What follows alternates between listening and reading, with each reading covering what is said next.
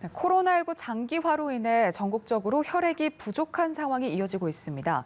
야외 활동이 줄고 단체 헌혈도 어려운 데다 헌혈에 대한 잘못된 정보로 인해 혈액 수급이 급감한 건데요. 대한적십자사 이상천 사무총장과 함께 어떤 상황인지 알아보겠습니다. 어서 오세요. 네, 안녕하세요. 안녕하십니까. 최근 헌혈 동참을 호소하는 재난 문자까지 발송이 되는 등 최근에 이 혈액 수급 상황이 어려운 것으로 알고 있거든요. 네, 네. 이 코로나19가 장기화되고 또 변이 바이러스까지 출현하면서 이 혈액 보유량이 급감했다고요.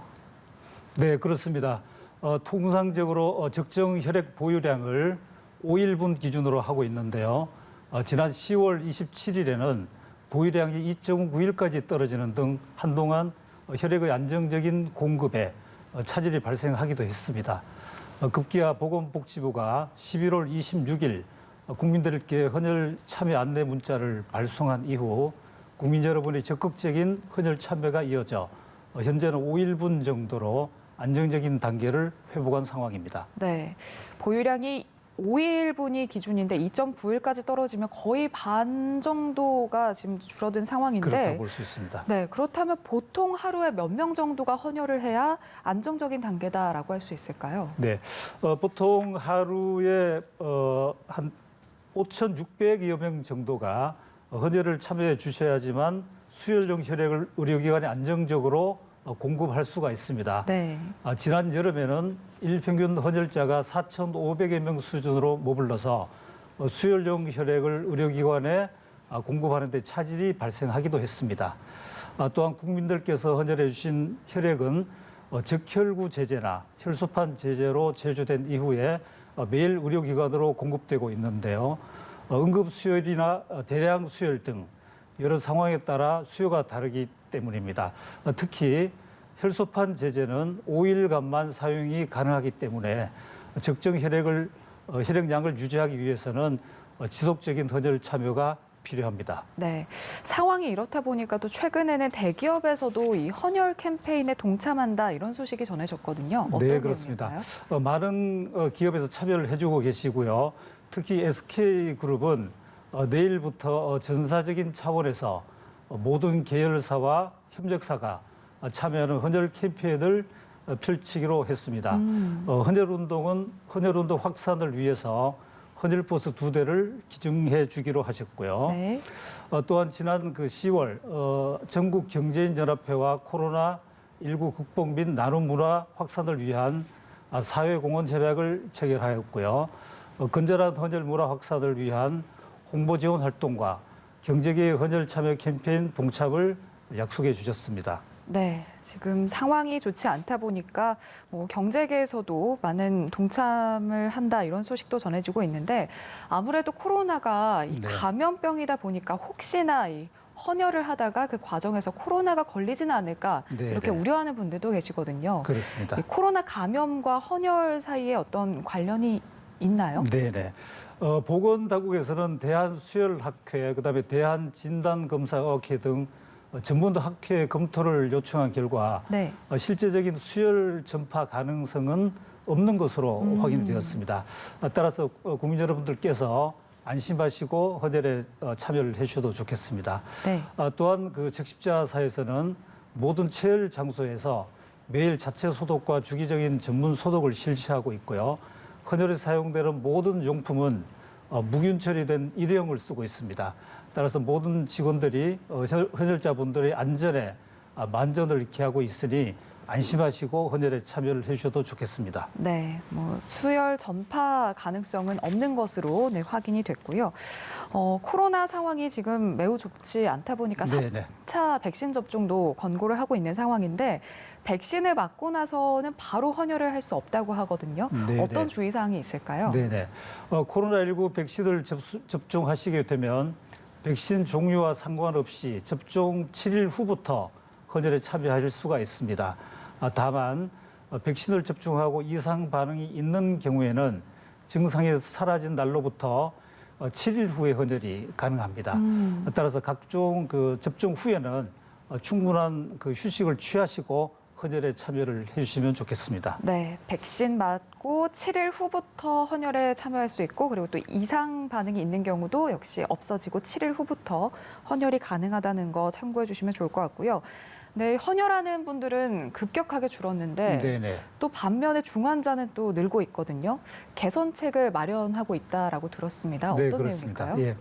그 혈액수급의 안정화를 위해서 보건복지부와 함께 지난 그 8월 25일에는 중대본이 주관하는 혈액수급 회의를 개최를 했습니다.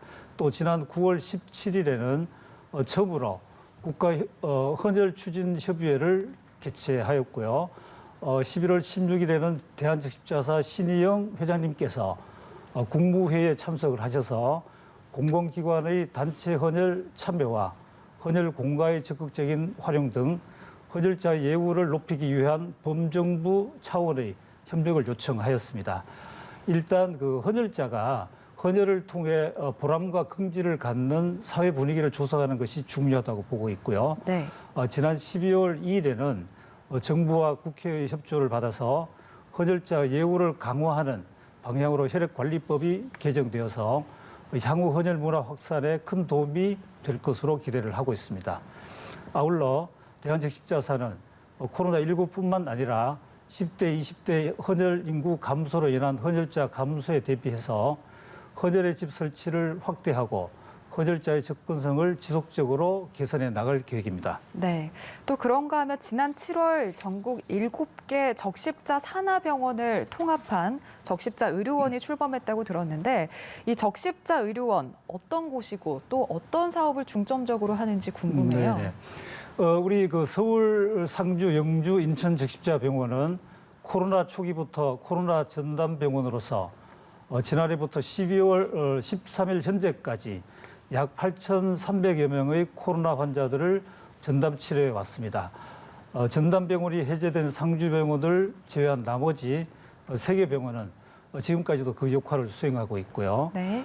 코로나 팬데믹이라는 국가적 재난 상황 속에서 적십자사는 감염병 전담병원 운영과 방역 지원 및 구호 활동 등으로 공공의료의 한 축을 담당해 왔습니다. 하지만 끝나지 않는 코로나의 긴 터널을 지나면서 우리 사회 공공의료의 중요성과 확대의 필요성을 동시에 절감을 했고요. 이런 상황을 반영해서 전국에서 운영 중인 7개 적십자병원을 통합한 적십자의료원을 출범하게 되었습니다. 적십자의료원은 대규모 재난 감염병 대응 등을 위한 필수 의료 역량 확충을 위해서 병원의 신축과 증축을 준비하고 있습니다. 네. 또 참여형 공공의료 사업도 중점적으로 시행한다고 하시는데 네네. 어떤 사업인지 설명 부탁드려도 될까요? 네네. 적십자의료원 출범과 함께 참여형 공공의료 사업인 누구나 진료센터를 추진할 계획을 가지고 있습니다.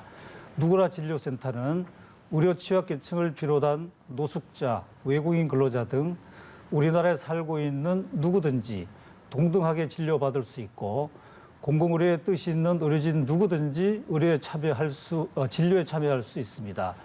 또한 이를 돕고자 하는 누구나 후원할 수 있는 개방형 공공의료 모델이라고 할 수 있겠습니다.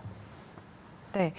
연말이 되면 집집마다 찾아오는 게 있죠. 바로 이 적십자 회비 지로 용지인데 올해 모금은 어떻게 진행되나요? 네네. 2020년 적십자회비 모금 집중 캠페인이 12월 1일부터 내년 4월 30일까지 진행되고 있습니다.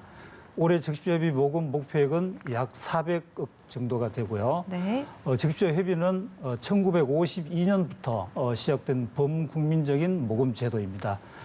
상해 임시정부 산하 대한적십자회에서는 국내외 적십자회비를 모아서 독립운동 자금을 지원한 바 있고요.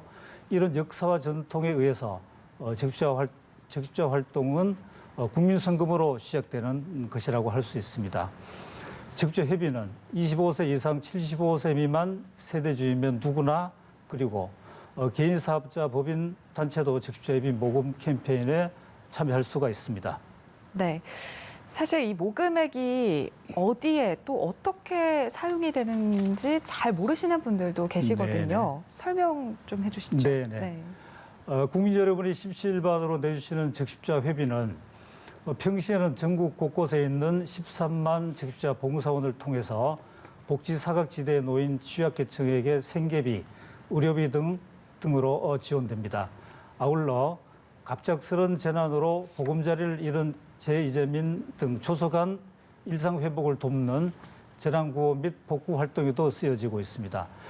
지난해 유례없는 코로나 대유행 이후 1년간 의료진, 자가격리 중인 국민과 취약계층에게 마스크 3,200만 장과 비상식량 세트와 긴급구호 물품 27만 세트를 전달한 바가 있습니다.